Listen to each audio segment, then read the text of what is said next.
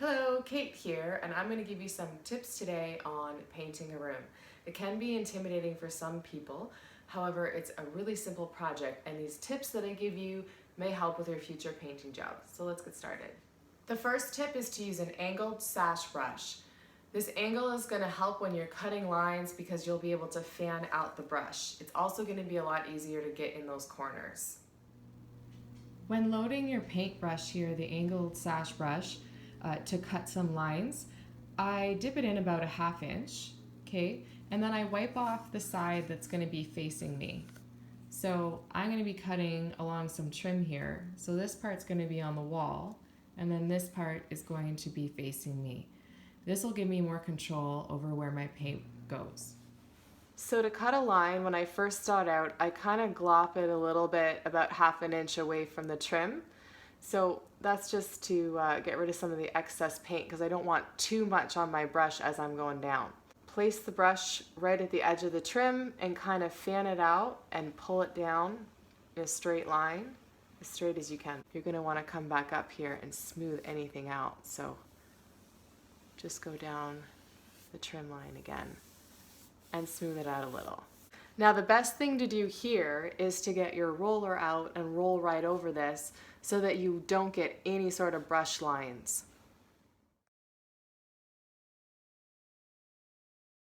When loading your roller, okay, which you want to have ready after you've cut the lines on the wall, just dip it in the paint so you're getting kind of a thick coating around the whole roller. Okay, and now I've got a good coating around it. I'm going to use this little platform here just to smooth it out and even it out.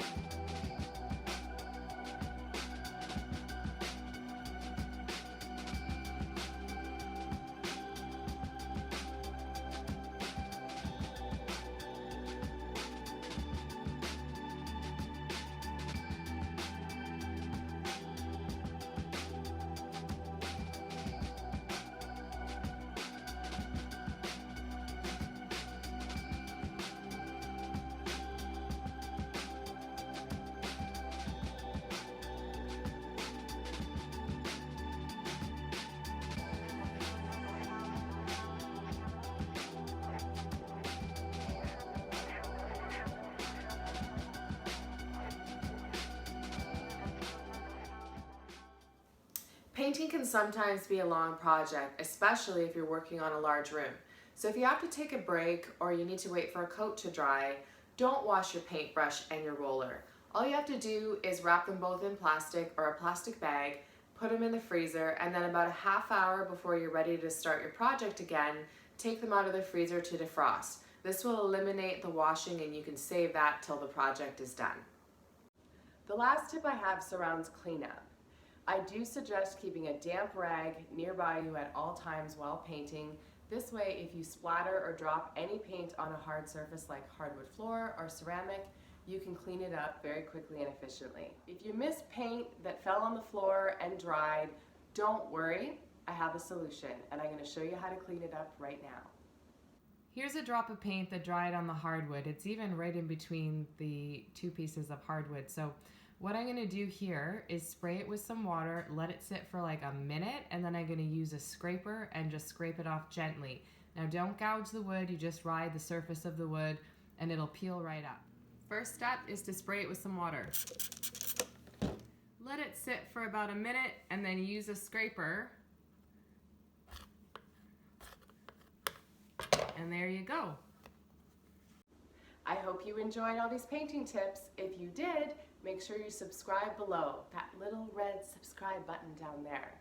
You can also follow me on Instagram at KDA_designs. Thank you so much for watching and good luck with all of your future painting projects.